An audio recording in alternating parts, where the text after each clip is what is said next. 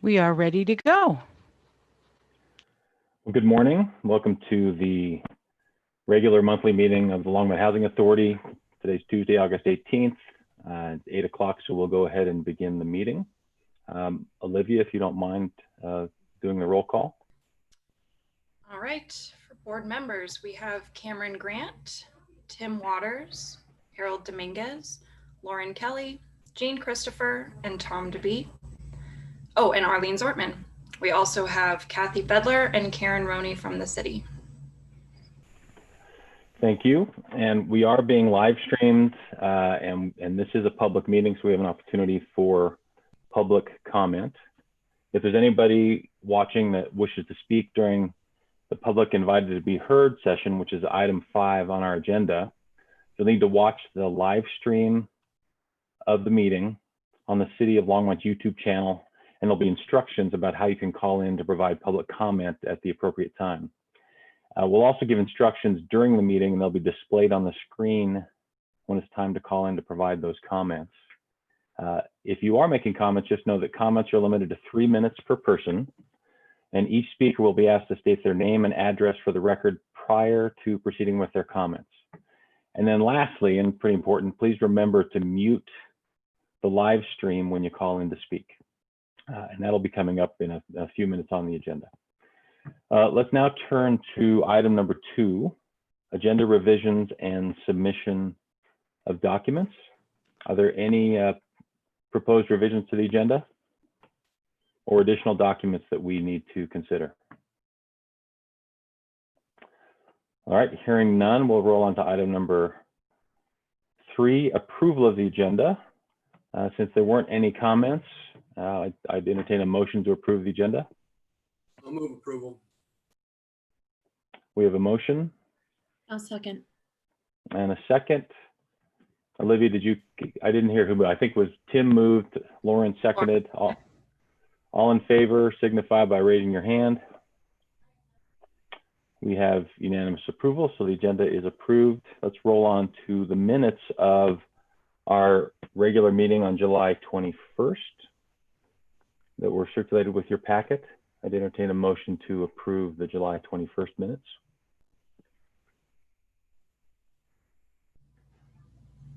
So move. We have it moved by Harold. Second. Second by Tom. Any discussion? Hearing none, we'll vote. Signify your approval by raising your hand. And I'll just note for the record that everyone raised their hands. We have unanimous approval of the minutes. So now we are on to the public invited to be heard session. As I described at the beginning of the meeting, we're going to have to take a break for the live stream to catch up with where we are on YouTube, or vice versa. The information for logging in will be displayed on the screen, but for those that are trying to call in now, the phone number is 1-669-900-6833. You'll dial in. When you're prompted, you'll need to enter the meeting ID for today's meeting. And I just need to confirm that I'm giving the correct ID. Maybe, oh, there we go. Here's the meeting ID, 830-4032-2239. So now we'll pause for a few minutes for the live stream to catch up, and we'll return with public comment.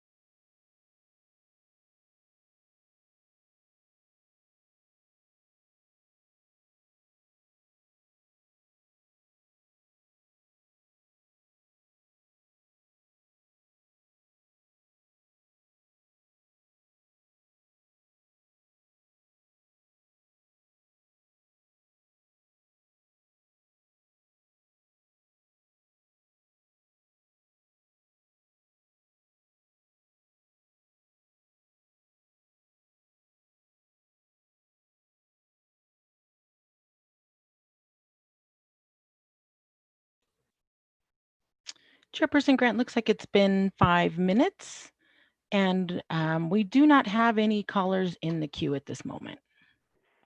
All right. With no one in the queue to speak during our public invited to be heard session, we'll move on to item number 6 on the agenda, new and old business. Item number 6A is resolution 2020-12, authorizing the issuance and sale of private activity bonds for Aspen Meadows apartments in the final amount of up to, and it looks like there's a misplaced decimal point in the agenda I have. I'm assuming that's $8 million, not $8. And I turn this over to staff for discussion of this item. So, Mr. Chair, this is Kathy Fedler. So this, I think we've done this another time, at least once before, because of the changing circumstances on the Aspen Meadows apartments, refinance and the loss of the investor and a new investor. Sorry. The budget has changed off and on at least 3, if not 4 times during the course just that I've been involved. So this is hopefully our very final authorization to issue bonds. It is up to $8 million, which should give us even some lee room if we have to raise it again. And I have to say that Chaff has been very generous in helping us to add to the private activity bonds. So this is made up of the city's 2 years of city's private activity bonds, as well as some from Chaffa. So this will allow us to go ahead and issue those bonds as we get closer to closing in mid-September. Thanks, Kathy. There's no other comment about the resolution. I'd entertain a motion to approve the resolution. I'll move approval. Second. Moved by Mr. Waters, seconded by Mr. Dominguez. Any discussion? Hearing none, all in favor signify by raising your hand. And I'll note for the record that we have a unanimous approval. Thank you. Let's move on to item 6B, which is an update on the Element project at the Suites. Someone like to share that update? Yep, so this is me again. So this is just an update that Element decided not to submit the application for the 4% tax credits, the gap between the 9% deal and the equity they would have gotten with the 9% tax credit deal, and the 4% was just too large to overcome. It was between $1 million and $1.5 million. They tried very hard, but were not able to bridge that gap. So the plan is at this point to go back in February for the 9% credits. And this often happens on tax credit deals that you don't get approved the first time. If you remember, one of the other projects in the city of Longmont did get approved out of the 9%. So they don't often, award 2 projects in the same community. So they will go in with an application again in February of 2021. So we'll continue to work on transferring over or reaching a purchase option for the land. We never did come quite to conclusion. We're pretty close and know how we want to structure it. We just need to work out the details on that. So we'll be doing that between now and February, and then they'll be in a really strong position for the August or the February 9% round. Any other questions on that? I'd be happy to answer any. Tim? Just real quick, Kathy, remind us of that. What's the other, is the other project, the hub project that got the 9%? No, it was Cinnamon Parks senior apartments, 25 units of independent senior. Thanks. And then Kathy, in terms of our project, the way I'm understanding it, it seems like just a delay in the financing piece, but their interest level hasn't changed, assuming that they can get that approval. No, they're still very interested. Okay. Yeah. Tim? It probably, for what it's worth, unrelated to the Element's application, but I guess it is related, not to the financing, but to the vision. Brought both to the council and to the LHA board, kind of what the city's vision is for that development around the suites. I think it was probably prior to some of our new board members coming on to the LHA board. It would really be, I think, helpful to get an update on what that vision is and kind of what the parameters are, Harold, from your perspective or from the city's perspective. What should we be thinking about as LHA board members? What would you like us not to be thinking about? I find myself in conversations, as you know, from time to time with folks who are wondering about office relocations and, nonprofits. And I talk about that, our vision around the suites. And I don't want to be misleading people, but I also don't want to miss opportunities. And if everybody on the board is clear on what the city envisions, the prospects of seeing that vision realized, I think probably is enhanced. So if we could get an update on the agenda at some point in time, Cameron and Harold, that would be, I think, time well spent. Yeah, I think it'd be good also to bring maybe Element in and kind of talk about what they did in terms of, looking at the general site. And we had a design charrette at the suites where we looked at different components and really talked about a mix of housing, various income levels where you had supportive, but you also brought in some family elements into that to really diversify that area a little bit more. So I think if we can work to bring them in and kind of talk about from a site plan what we were looking at, and then how do you position yourself to connect other properties that may potentially develop that are owned by a private investor. So we can definitely do that. Good point. I think that's a good plan. And then just for a little bit of background for Arlene and maybe for anyone else who isn't quite fully aware of what we're talking about. So we've got the project at the suites, and a number of years ago, we went through a replat process to carve off some land that was originally part of the suites parcel to create a separate building site. And then a couple of years ago, we entered into a partnership with the city on that parcel. So we have a partnership with the city of Longmont on a developable site right adjacent to the suites. And there's been some interest from Element and others in looking at opportunities there. So that's what we're talking about. We don't have any specific deals yet, but hopefully we will in the near future.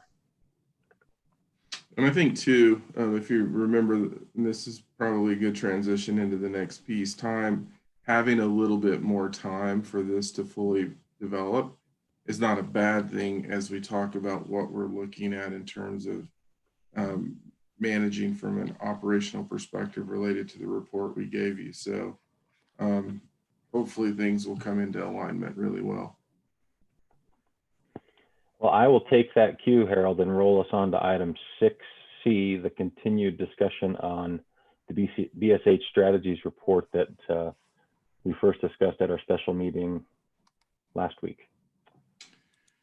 So just so the board knows, we also have briefed Councilmember Christensen as the liaison on the report. We did that yesterday, went over the same report that we presented to you all. I think at this point, we thought a little bit about it and to let you know what we're going to do. After we finished with you, we went in and presented the same report to the staff of the Housing Authority. So, they were hearing the same thing and they were hearing it from me. As we were debriefing on this, we also realized that it was a massive amount of information that was downloaded on you all pretty quick. And so we wanted to take this opportunity to give you all the ability to ask any follow-up questions that you may have on the report or things that you thought about since we've given you the report, and just let you react to us. I know we asked for it at the end of it, but at the same time, that was a lot of information. We're actually going to do the same thing with staff. We're going to break when this meeting's over. I'm heading to the senior center to meet with the community managers we're then going to meet with the admin staff and then the maintenance staff to really have folks a chance, give them a chance after they've been able to breathe, download, try to understand, what we were saying, and ask any question they may have on this. So that's really the opportunity we wanted to afford to you all today.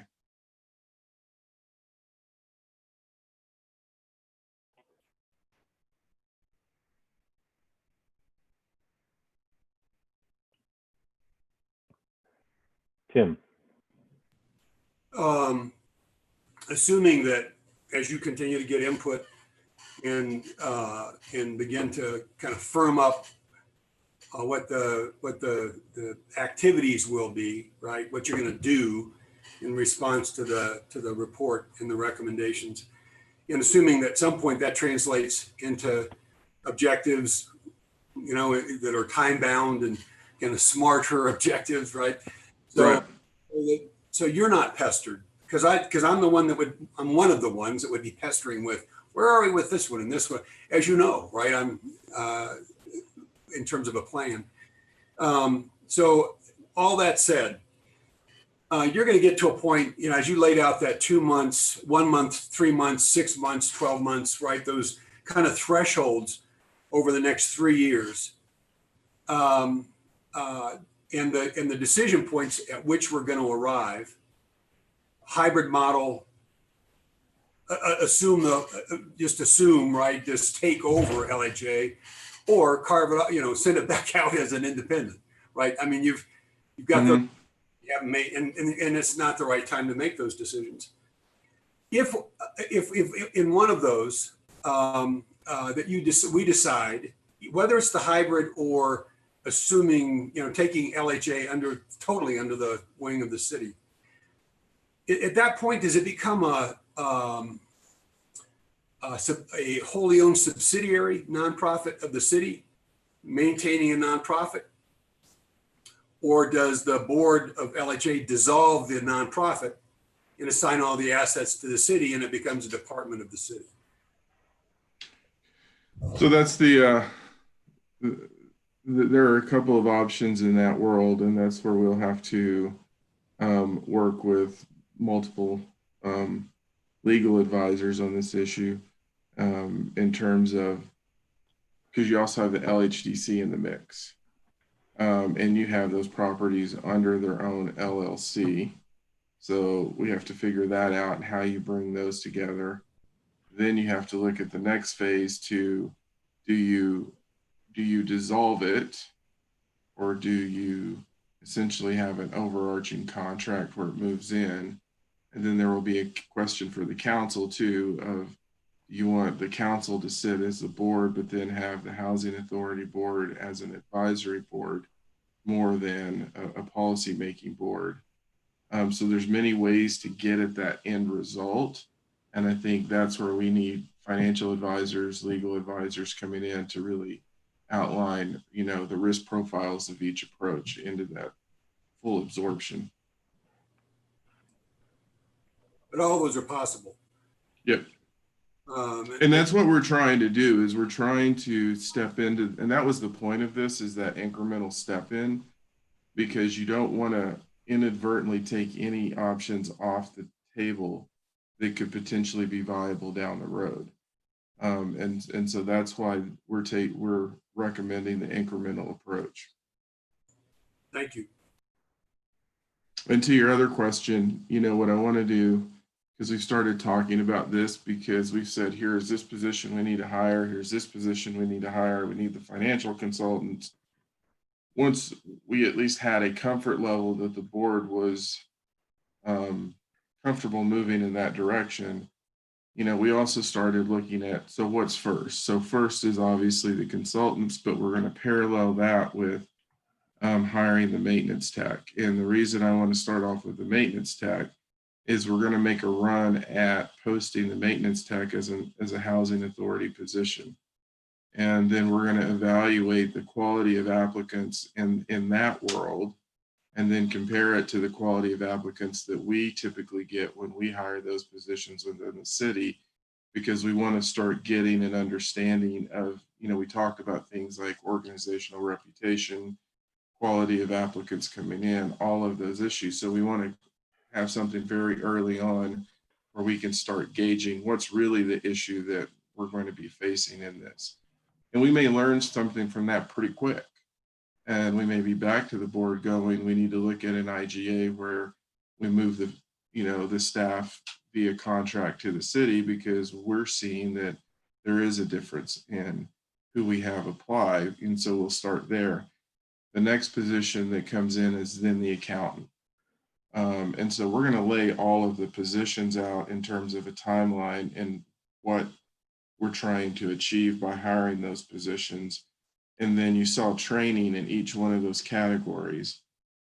So then eventually we'll have the training outline built in terms of then what we're trying to achieve with each layer of training and what that's going to accomplish based on what we told you. So really then becomes a master schedule with where you're bringing all of these points in as one, but then we're dividing it into various operational areas that we're going to focus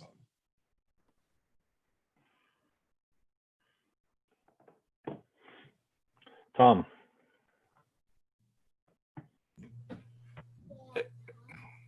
Go away. Sorry. It's my son.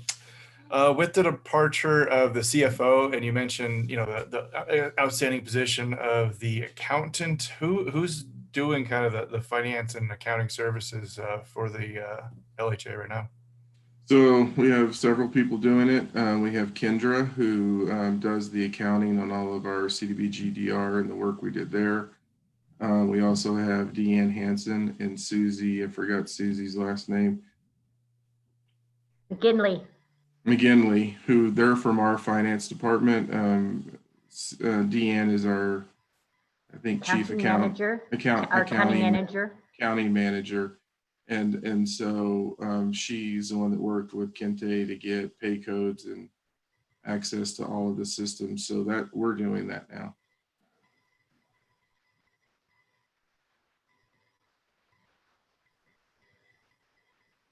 Doesn't answer your question. You got it? Yes, you did.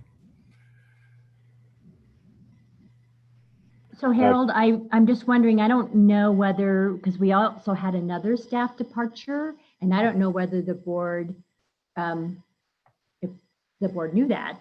So just that Enrica Bustos, who was our housing choice manager, she also tendered her resignation, and so her last day was also on August 7th, I believe. So, Okay. So that is another vacancy that we have.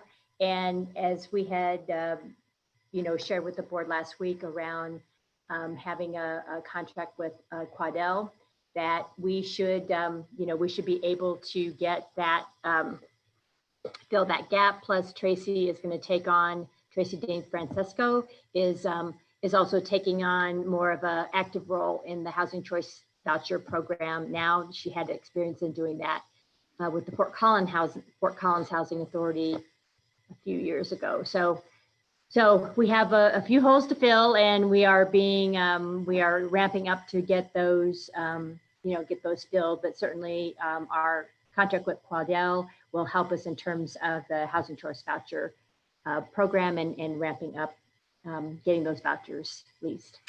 And again, similar to the CFO conversation when we heard this and we learned about the experience that Quadel brings, really want to take the same approach there and bringing this firm in that specializes in this. I guess the answer is they're the gold standard, if not platinum standard nationally in this world, and really let them do the same thing, get it together, structure it, set standard operating procedures, and also provide the training component to this. And so it'll be a very similar contract to the finance side, where they will be in an active role in facilitating the HCV process. And I'll just add this probably goes without saying, but I'll say it again anyway. Had we not started this discussion with the city when we did, and had not Harold and the staff and the city council have essentially welcomed the LHA in with open arms. At least that was my perspective. I'm sure there might have been some different opinions discussed behind closed doors, but had that not happened, and then had the pandemic hit and some of our departures happened, we would have been in a world of hurt. You know, we definitely have some challenges now, but I just want to acknowledge that we would not be even close to a viable entity, in my opinion, had we not had this participation from the city. So I just want to express that and express my appreciation for it. Any other comments on the BSH strategies report?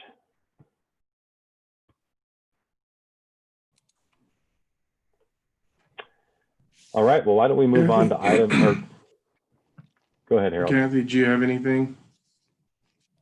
I assume you will probably cover in the update on operations where we stand with getting responses back from the work that bringing people in that Betsy's helping us with. Or do you want to do that? You want to go ahead and just go ahead and do that since that's part of this. Okay. So we have our responses, our RFP out on the accounting services are due by August 21st. So far, we have 2 responses in, so we'll see what else we get from that. Quadel's response is due by the middle of this week, and that'll be for 3 different options. One is for an interim CEO with housing choice voucher assistance as well. One will be housing choice voucher assistance only, and then one will be with housing choice voucher assistance and Yardi experience and a Yardi only. And then we do have a separate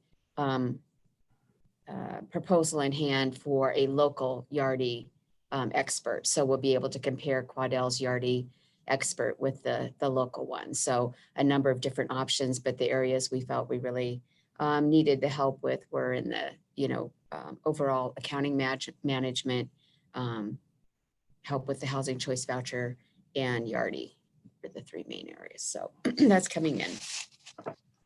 So, within a couple of weeks, we should have that. My goal is within a couple of weeks to have that pulled together and working on contracts and moving beyond that to where they're actually in working. So Tom, I think that goes to some of the questions you had about how fast we want to pull the trigger on some of these things.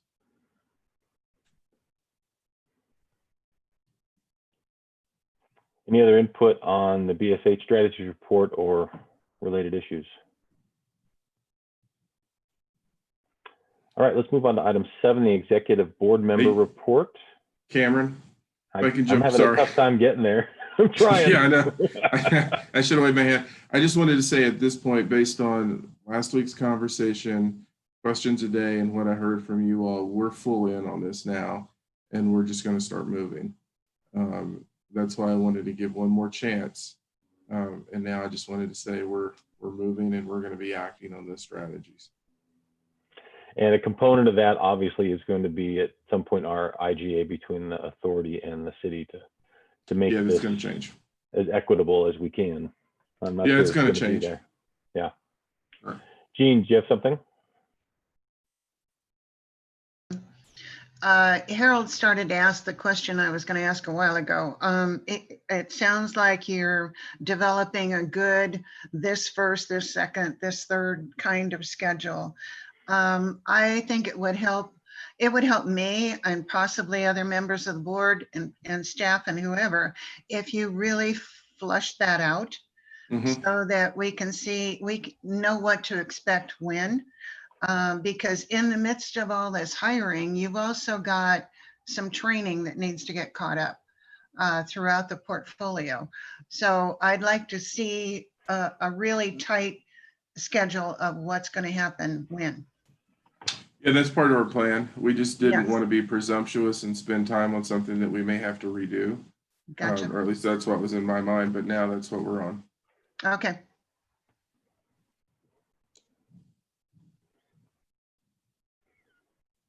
I'm just pausing extra long just to make sure. Okay, now we're going to move on to item number 7, executive board member report. And I'll turn it back to Harold for an update on operations. I'm actually going to have Kathy jump in on some of this. Most of my report's what we talked about on the other side. So Kathy. Okay, so I was prepared on the property updates. Do you want to do operations first, or you want me to cover some of those? Yeah, go ahead and do a property update. Okay. I'm having some technical issues. Okay. So apologize again for the way you got the packet this time. It was a piecemeal, and that's not the way we want to do business. So Olivia and Kendra and I now have little notices on our calendars to start preparing for the board meeting, so we get reports pulled and you get it all in one packet instead of getting it piecemeal. So the first thing I guess I will update you on is the Aspen Meadows Apartments refinance and rehab update. We're moving through the due diligence period on that and are submitting reports constantly. We've got a pretty good update on the construction contract. They've been going back with their subcontractors and talking about COVID protocols and getting those built in throughout the entire process. We have a pretty good relocation plan now with everybody moving out at some point. I don't remember if I told you last time, but we're now moving, instead of moving people in and out during the day back into their unit, we're moving everyone out for a 3-week period in a wing and a floor. So north wing, 3rd floor, north wing, 2nd floor, that kind of thing, which will occur in 6 different phases. That allows them to block off that wing and isolate the workers and isolate the workers from the residents as well. We're still figuring out what to do during the elevator replacement. But that's going to be further into the project. So hopefully we'll have things running smoothly by then. And so we're getting pricing for the increased cost for moving everybody out at some point, which has about doubled the relocation budget. So that's part of why we had to get extra private activity bond funding for that. But most of it was related to ensuring that we have good COVID protocols in place. We also increased our cleaning budget, which of course we had nothing in there at the very beginning, pre-COVID, and now we have good cleaning in between before people move back in, as the contractors move out, and every single day during the construction as well. On the Section 8 program, we got actually some new money. We got about $81,000 of COVID money, which was kind of a surprise. So we're trying to figure out what, how fast we have to move on that and what we're going to do with that. It's for new vouchers during this period. And HUD gave us a notice and said they'd follow up with instructions, and we don't have any yet as far as I know.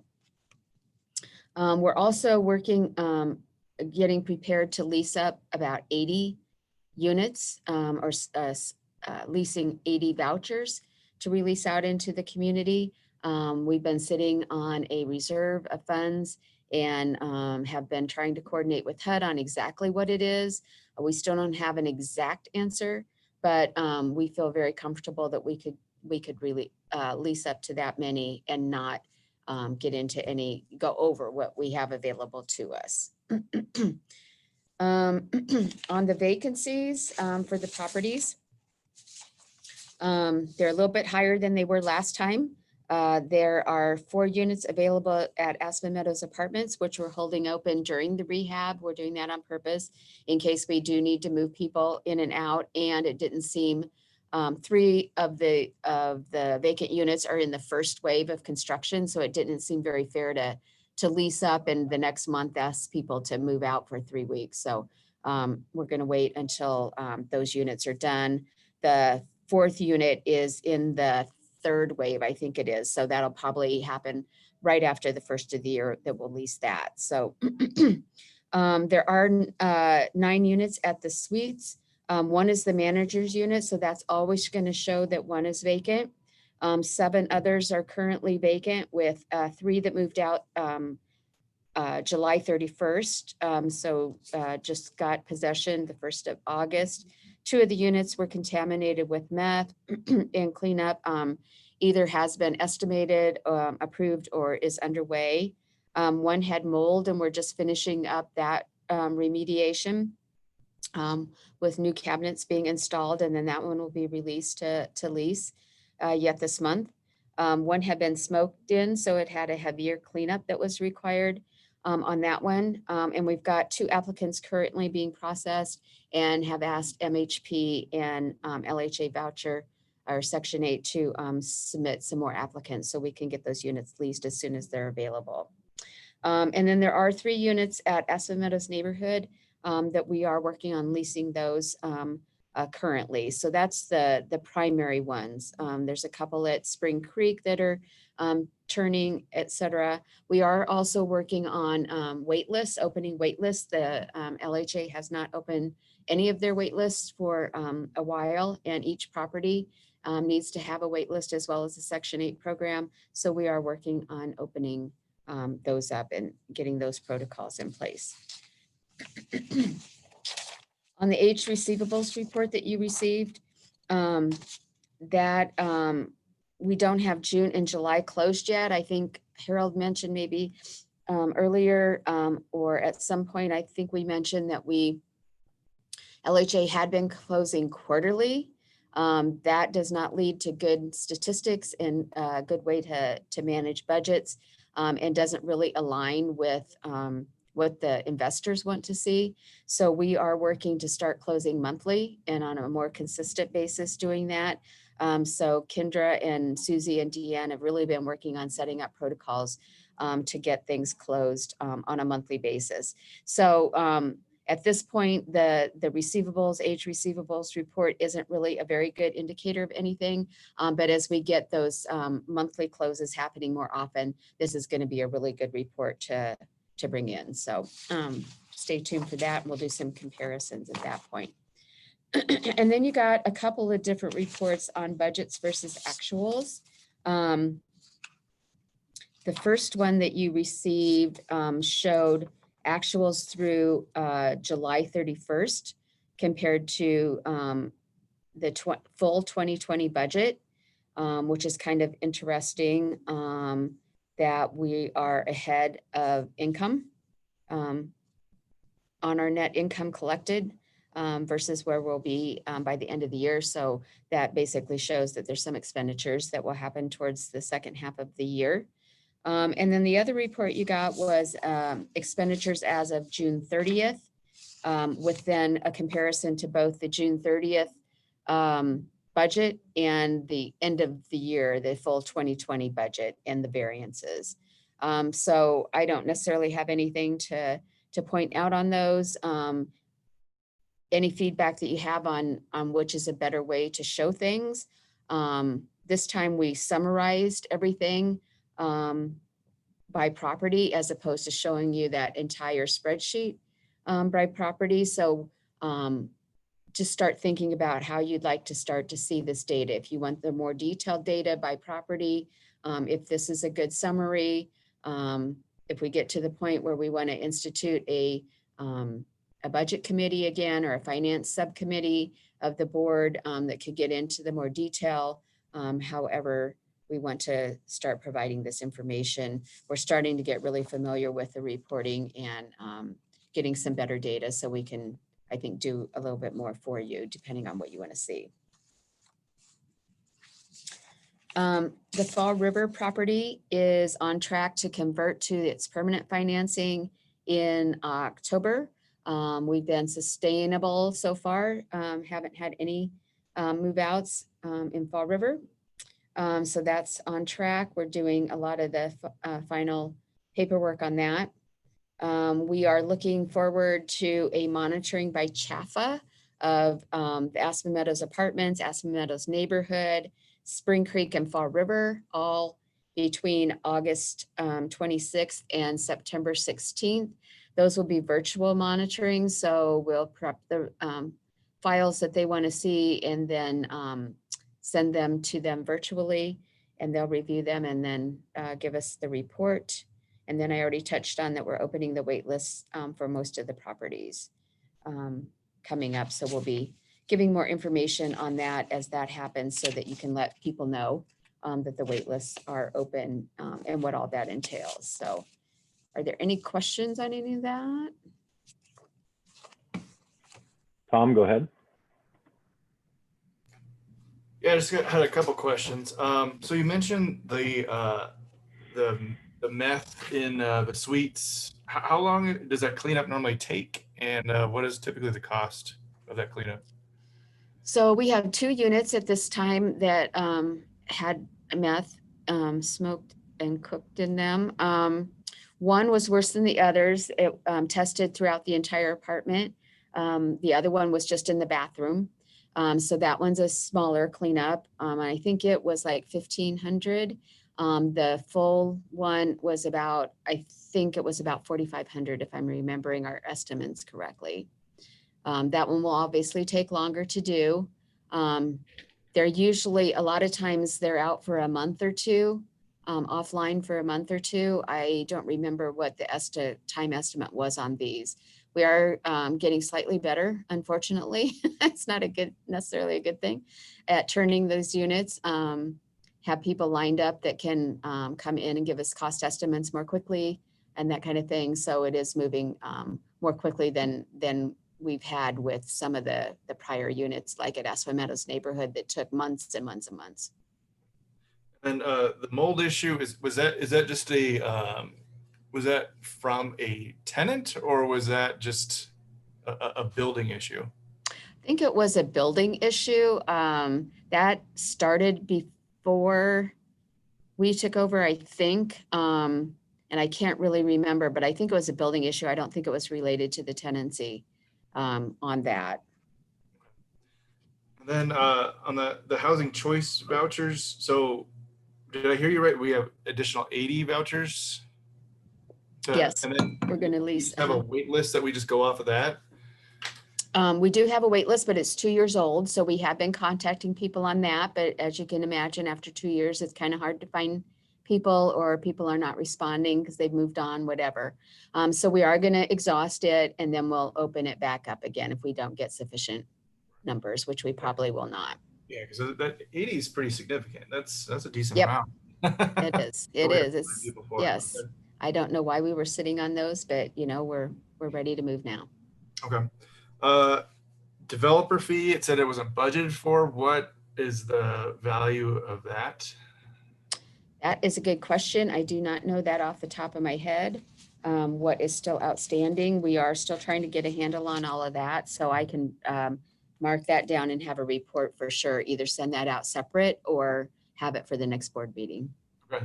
And then also it would be helpful too on that, just to know the number of units for, you know, on the expenditures on that, just so that we have a comparison of, you know, how large the facility is compared to the net income coming in off of it. Okay. Just so we don't have to flip back and forth. Sure.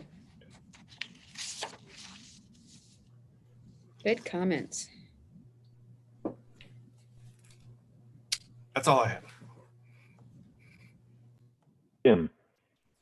Following up on Tom's question about the housing choice vouchers, Kathy, quickly, what's the process? Once you open up the waiting list again, people submit their names.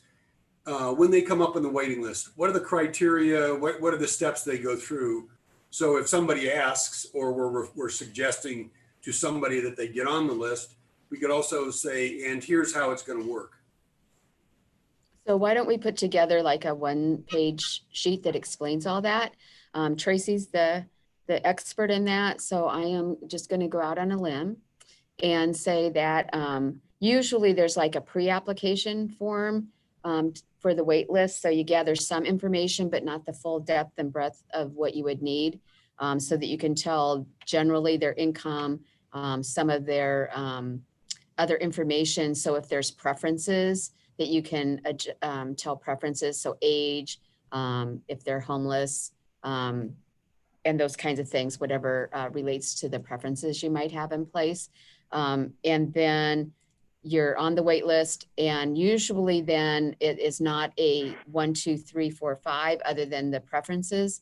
It is a, when you go to pull from it, it's a lottery.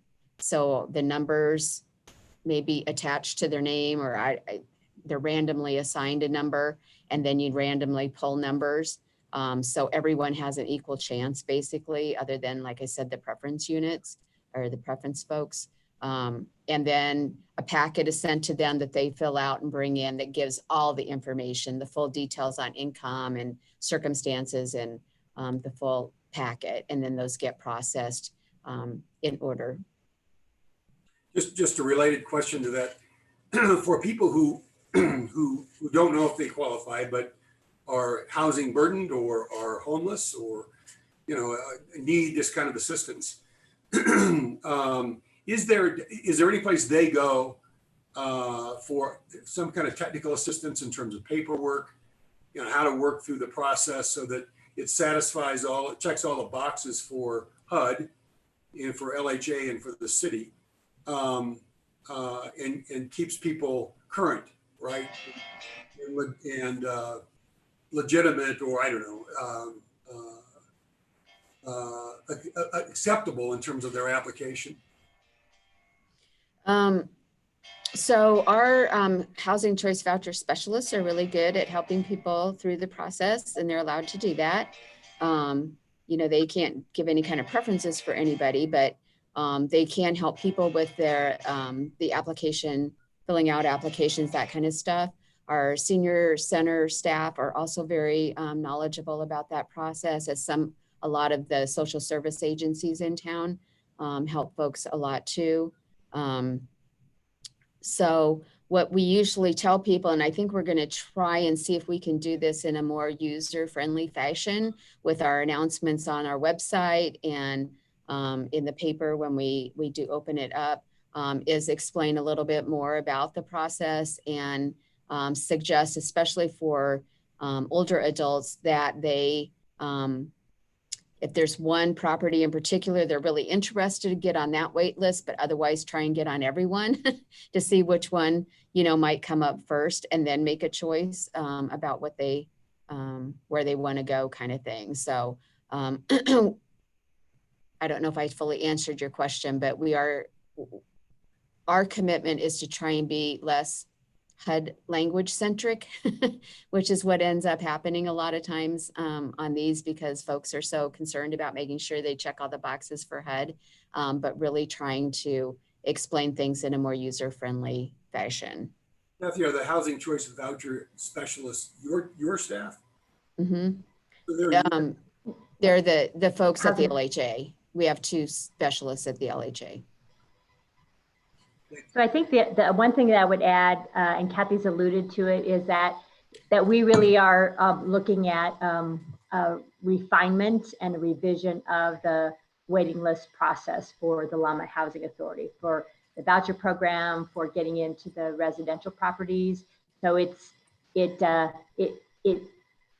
was all a little different. We just really needed to, and are in the process of really refining that and making it more user friendly, and having some consistent processes, and ones that really help us make sure that we have households in the pipeline, so that when we do have vacancies, that we can quickly move to get people moved into properties. And then in addition to what Kathy talked about as far as our senior resource specialists in terms of helping people navigate the paperwork, we also have, case managers who are working in our navigation services for homeless solutions for Boulder County, the mental health partners. They also have, case managers that help people to navigate, make sure that they're document ready is what we call it. So there's a lot of documents that are required, And so it can be daunting to try to get all that ready to go. And so we do have case managers and specialists that work with different populations to help them get prepared so that they can get housing. And I think ideally where you'd want to be over time, and this is an opportunity that we have now that we didn't really fully, we didn't have prior to this, is we interact with so many different groups and we know so many people are porting into different service areas. And so to Karen's point, similar to what happened with Fall River, when they needed to lease up and we were able to reach out to our contacts, it's how do we do that in a proactive sense to have folks ready to come in so you're prepping them even before you have potentially vouchers available. And so over time, the long-term solution is hopefully a more integrated approach where we know we're dealing with X in the community and we're getting X ready to roll as we're moving into this. We're just not there yet.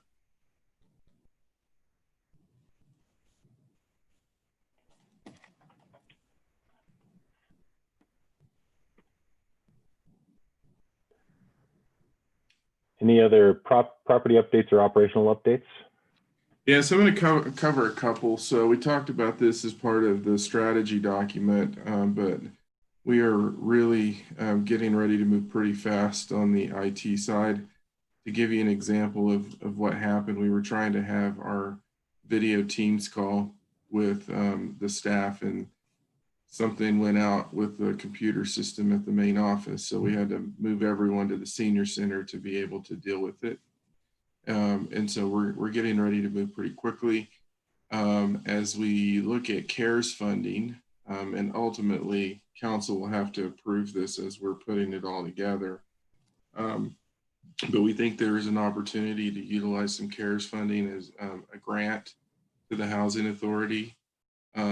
Depending on the timing of the IGA, it'll either be a grant to the Housing Authority or it'll be part of the IGA with us. But to really use those funds to buy computers and then buy the technology infrastructure we need so that the computers can work. So, and this is all COVID related, so it really is under the ability to have people work remotely and work in different locations versus being stuck to their office. And so you can buy a fully enabled computer, but the problem is the infrastructure is not able to run it. So then you can have a computer to work remotely, but you still can't work remotely. So from an operational sense, I indicated that Kathy has a plan. We are moving very quickly in terms of operationalizing that.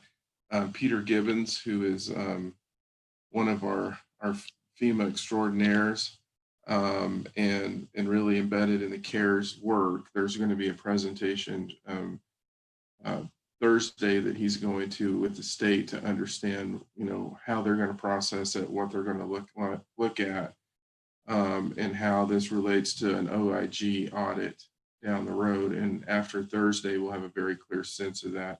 So we do see that as being a potential revenue option to cover that cost. Also helps us because it'll let them, as we look at the back office functions that we talked about, it'll let them more easily integrate into our system. Essentially, they will be in our system. This just preps it so that we can do it and it will actually work. The other issue that is starting operationally, not starting, I guess it's been on the radar for a while, but we're just seeing where it's becoming more of an issue is actually security systems just generally and how well they work. And so we're probably going to look at we're going to need to probably look at how we take a holistic look at all of the units and how we can get a security system in there that functions. In many cases, you have keyed access to front doors, but not the back. And so people prop them open. Again, we do think that there's probably, based on what we've seen, a COVID tie-in in terms of how people get in and out of facilities, not knowing who's in there, ensuring that they're following the appropriate protocols and procedures. So that's another operational issue that's jumped out at us, needing more immediate attention. But generally, I think we're at a point now where we know the target. We're moving forward, and now it's just about taking those actions that we talked about in the plan and then dealing with these one-offs that start hitting us, and finding ways to fund it. The big piece for us was also really starting to get some of these budget reports in terms of knowing what we have and what's available and what positions were actually budgeted, because there was no clarity in that.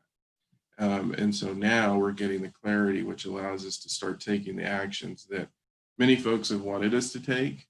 But the basic principle was we really didn't know how much money was we had to take these actions, and we weren't going to do it and exacerbate the financial situation. So we're getting the information is better.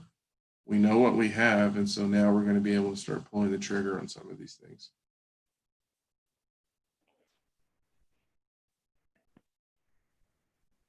Any questions or comments for us? Ollie. Harold, at the suites, can you hear me? Yep. Okay. There used to be a problem in that if somebody got locked out after hours, no one was there. There was no manager around. And they would have to call somebody who lived in Estes Park to come down and get them out. And I'm just wondering about people getting locked out, and whether we have somebody for each property that can arrive in a timely manner to get them back in their building. Back in their room. So I know in the suites, we had some issues with the security system. And so we were working with the security contractor in terms of making rounds and being able to ensure that people can get in. But there is an on-site person there, I believe. Is that correct, Karen? You're on mute. You're on mute. So yes, there is. Right. You think I could figure that out by now. So at the suites, yes, there is. We do have contract with the security company, and so it's from so overnight and on the weekends there is security there. So there's someone there to let people in.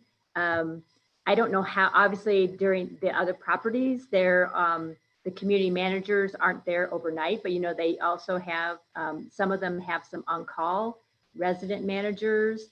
But if you want some information, we can pull that together in terms of how that scenario would be handled in the different communities. But in terms of the suites, that's been taken care of. Yeah, and again, I think that's built in standard operating procedures and protocols for all the facilities that we need to look at, because it's not the same. And that's what I was going to say. It's different. I think Lodge and Hearthstone have people there, but I don't think they have them at other facilities. And so, right.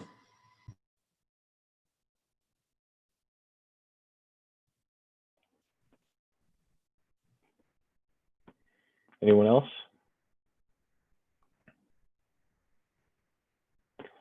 Well, let's move on to item number 8, board comments and reports. I just want to mention 2 things. First, because I neglected, I'll do this other one first.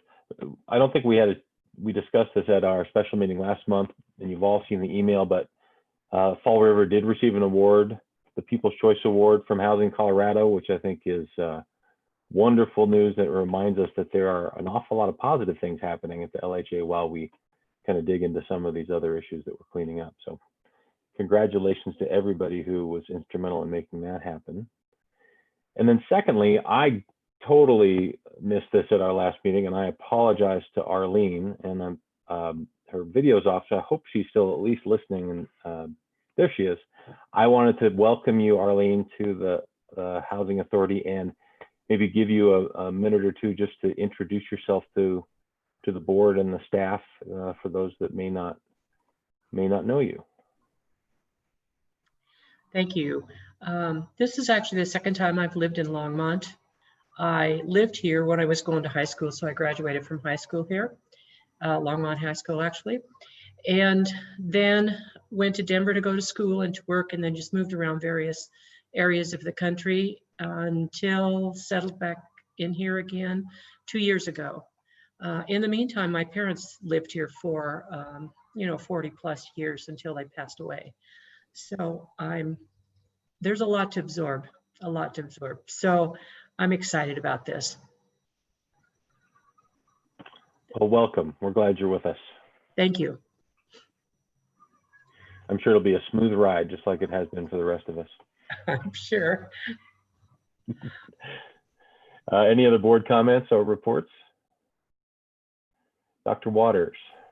I would add my welcome to Arlene, but she and I have had that conversation a couple of times. I think we haven't, Cameron, you and I haven't talked about this. We haven't talked about it as a board. My guess is you've thought about some way to express our thanks to Bruce Robbins for his service on the board. A letter we all sign, or a certificate, or something, a way to say thanks, good on you for the time and effort that he spent, especially during the couple of big transitions, and that we appreciate his service. That is an excellent point, and it's easy to forget some of those things when we're all on a computer screen. You can end the meeting by just clicking a button instead of the transition out where you actually communicate with people. So I appreciate you bringing that up. So we'll come up with something that we can do as a board to thank Bruce for his blood, sweat, and tears.